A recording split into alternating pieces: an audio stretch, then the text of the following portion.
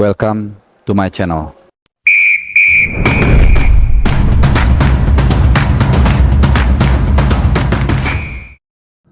Halo, salam sehat dan juga selamat hari Minggu teman-teman semua. Masih dari tim nasional Under 19 di turnamen AFF tentunya ya 2024. Dan kita semua, mungkin sebagian dari kalian lah sudah nonton pertandingan yang berlangsung kemarin antara Indonesia dan Kamboja. Ya, gue juga udah lihat komen-komen di berbagai lini media massa, di sosial media juga banyak opini-opini yang berseliweran. Tapi tentunya kita juga masing-masing punya pendapat, punya analisa yang berbeda-beda. Nah, kali ini gue punya penilaian sendiri. Jadi yang pasti, gue ulas dulu secara umum. Ini adalah kemenangan kedua kita dari grup A. Setelah di pertandingan pertama kita membantai Filipina 6-0. Di pertandingan kedua kita berhasil juga ya menang, walaupun nanti ada catatan dari permainan. Kita mengalahkan Kamboja 2-0 dengan tertatih-tatih ya. 6 poin tapi belum memastikan tiket ke semifinal, karena dari 3 grup itu yang diambil hanya juara grup plus 1 dari runner up. Jadi penting banget untuk tetap memastikan pertandingan terakhir juga kita minimal nggak kalah, kalau bisa menang supaya bisa lolos otomatis sebagai juara grup. Dan tentunya juga menghidupkan peluang kita untuk juara, mengulangi sukses tahun 2013 ya. Walaupun sekali lagi turnamen seperti ini, kelas usia itu sejatinya adalah untuk pematangan, meningkatkan mental dan pengalaman para pemain ya. Tapi kalau bisa juara bonus. Oke. Memang permainan kita kemarin tidak semenarik ketika menghadapi Filipina. Sebenarnya lawannya antara Kamboja dan Filipina kalau kita lihat secara kasat mata ya, kemampuannya tidak beda jauh. Cuman karena ini pertandingan kedua, Kamboja tampaknya belajar dari rekaman pertandingan Indonesia yang pertama, di mana kita lihat Filipina yang bermain cukup terbuka, ternyata mereka memberikan space buat buat Buffon dan kawan-kawan untuk mengeksploitasi pertahanan Filipina dan berhasil menang 6-0. Nah, menghadapi Indonesia, Kamboja harus diakui mereka sangat cerdik. Mereka tahu opsinya hanya imbang atau kalah.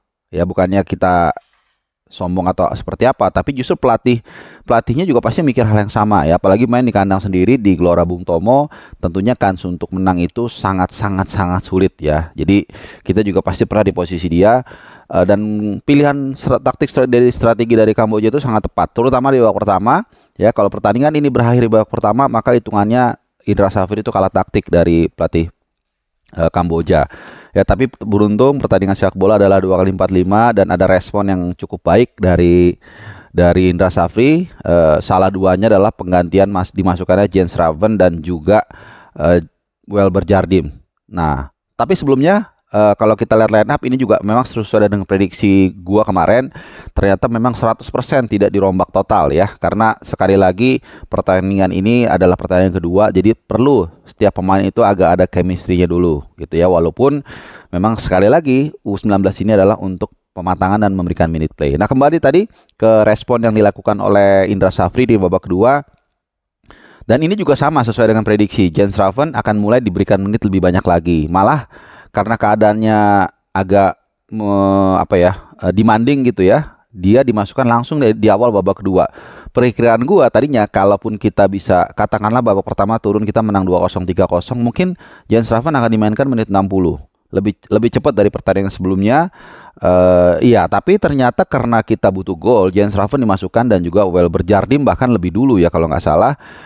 Tapi justru agak sedikit terlalu cepat ya menurut gua, dan beban itu cukup besar juga dipikul oleh Raven.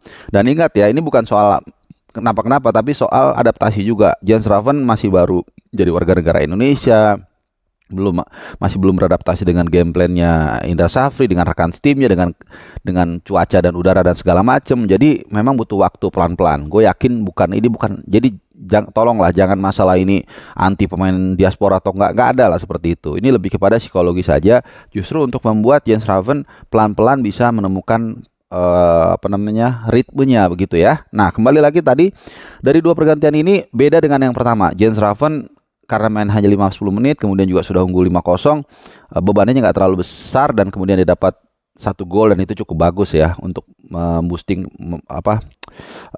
kepercayaan diri dia. Tapi kemarin agak sedikit apa ya kalau gue bilang ya, sedikit ambisius dia untuk mencetak gol ya, walaupun ada 1-2 dia bermain tiktak tapi tidak disambut. Jadi ya nggak apa-apa lah, ini gunanya sekali lagi turnamen usia itu ya untuk pematangan, untuk kekompakan dan seterusnya. Nah kemudian yang gue lihat lebih berperan justru Jardim. Ya dia kelihatan banget ya punya visi bermain, kemudian mengalirkan bola juga bagus, dan ada perubahan juga. Itu satu ya dari segi personil. Nah dari segi permainan, memang kalau kita lihat sesuai dengan banyak mungkin pemikiran di para netizen ya untuk lebih banyak melakukan syuting dari luar kotak penalti, karena memang tidak mau berubah juga nih Kamboja di babak yang kedua, tetap bertahan. Dan akhirnya kita berpikir mungkin salah satunya memasukkan Jens Raven untuk mendapatkan bola-bola udara, tapi itu ternyata nggak jalan juga.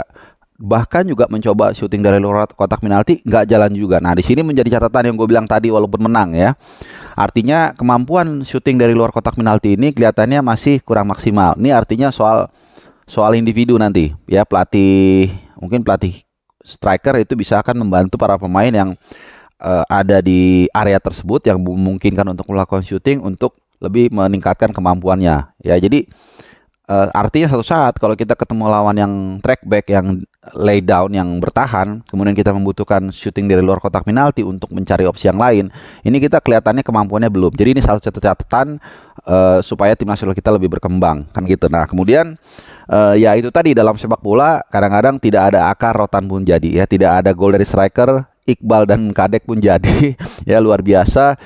Saat ini sudah 8 gol yang diciptakan oleh U19, 5 itu diantaranya oleh pemain belakang CB lagi. Jadi sekitar 60% lah kalau dirata-ratain. 3 dari Iqbal, 2 dari Kadek secara keseluruhan dalam 2 laga ya. Jadi dua-duanya mencetak gol di 2 pertandingan, luar biasa. Dan yang paling keren menurut gua adalah tandukan dari Kadek. Itu tekniknya bagus banget. Powernya juga oke, timingnya juga, pokoknya semua perfect lah. Itu tandukan yang nggak mudah karena lo harus gini belokin leher gitu ya. Jadi kemudian ada gol juga dari Iqbal, ya udah nggak ada masalah lah, menang 2-0, walaupun ada beberapa catatan yang harus benahi nanti di pertandingan terakhir melawan Timor Leste, karena Timor Leste ini menurut gua dari lawan-lawan yang ada adalah yang paling berat ya. Dan juga tentunya ini akan menjadi penentu juga kita apakah lolos otomatis atau seperti apa ya. Kita kalau menang udah pasti kita lolos otomatis. Nah, sedikit gue mau kasih catatan soal Welber Jardim. Ini gue sangat suka ngelihat permainannya, visioner, tipikal gelandang masa kini yang punya visi bermain sangat baik. Kemudian juga screeningnya juga jalan, sehingga kita lihat lebih berkembang di babak yang kedua ketika Jardim masuk. Tapi ya itu tadi, memang lawan benar-benar bertahan total, walaupun udah 1-0 pun mereka tetap bertahan. Even 2-0 pun mereka tidak mau bermain terlalu terbuka ya, karena mereka sadar mereka kalau bermain terlalu terbuka hanya menjadi bulan-bulanan. Nah, kemudian juga ada satu yang agak sedikit menyenangkan gua. Waktu itu gua berharap Kamboja agak sedikit mau keluar menyerang, Kamboja ya, supaya Ikram juga ada kerjaan. Dan kemarin ada 2-3 syuting lah ya, walaupun itu belum terlalu menguji banget, cuman lumayan lah. Paling nggak dia nggak terlalu santai dalam 2 pertandingan terakhir. Jadi gue takutnya kalau lini pertahanan kita jarang mendapatkan tekanan, Ikramnya ini akhirnya kaget nanti. Misalnya semifinal kita ketemu Vietnam, Thailand atau Australia, kita nggak tahu. Dan kalaupun kita lolos, mudah-mudahan lolos, dia akan kaget gitu, karena pasti lawan akan lebih intens untuk melakukan tembakan gitu. Jadi ya gradually lah, pelan-pelan. Apalagi ya untuk Jens Raven, ya pelan-pelan ya, gue yakin bukan tidak mungkin dia akan menjadi starter juga di pertandingan ketiga. Tapi Welber Jardim gue yang paling menyita perhatian gue. Dia akan head to head nanti sama Tony Firmansyah ya, karena kemarin juga dia keluar menggantikan Tony Firmansyah kalau gue nggak salah ya. Tapi yang jelas posisi dia head to head dengan Tony Firmansyah. Jadi ada persaingan juga di tim nasional U19 ini, bagus ya, mudah-mudahan terus berkembang. Dan ya ada beberapa area yang sudah menunjukkan bahwa mereka punya potensi untuk naik level ke tim nasional senior, walaupun masih harus sabar juga ya, masih banyak waktu. Usia mereka baru 18-an banyakan, diantaranya ya Kadek sama Iqbal ya. Dan menarik ini, para CB-CB ini banyak lahir dari Pulau Bali ya. Ada Kade Karel, kemudian ada Ikomang Teguh juga ya kalau kita tahu di tim nasional senior. Jadi ya nggak tahu ya, mungkin kayak dulu dari PSMS banyak melahirkan kiper ya, sekarang dari Bali banyak melahirkan CB. Di U16 juga ada kalau nggak salah dari Bali ya. Jadi ya itulah ya indahnya keberagaman, masing-masing dari daerah menyumbangkan para pemain terbaiknya. Oke, mungkin itu dulu.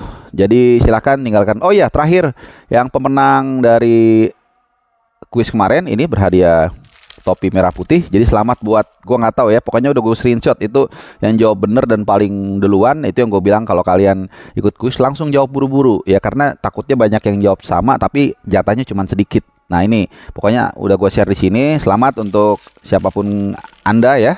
Nah, nanti langsung aja DM ke IG gue, nanti gue kasih alamatnya, nanti gue akan kirim, langsung gue yang kirim ya. Terima kasih buat teman-teman semua yang selalu mendukung tim nasional Indonesia. Tinggalkan komen, boleh berbeda, harus berbeda kalau memang berbeda, supaya kita menjadi lebih kaya akan pemikiran ya. Terima kasih dan sampai jumpa.